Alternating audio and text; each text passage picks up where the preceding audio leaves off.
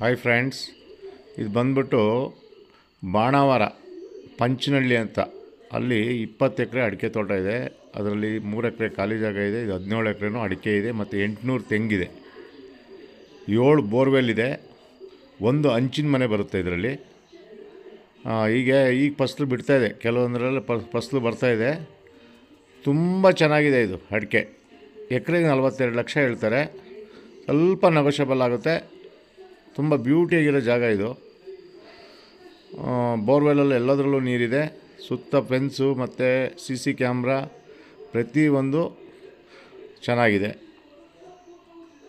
ಇದು ಬಂದು ನಿಮಗೆ ಬೆಂಗಳೂರಿಗೆ ಒಂದು 210 ಕಿಲೋಮೀಟ್ರ್ ಆಗುತ್ತೆ. ನೋಡಿ, ಲೈಕ್ ಮಾಡಿ, ಶೇರ್ ಮಾಡಿ, ಹಾಗೆ ಈ ವಿಡಿಯೋನ ಸಬ್ಸ್ಕ್ರೈಬ್ ಮಾಡಿ. ಥ್ಯಾಂಕ್ ಯು ಸ್ನೇಹಿತರೆ.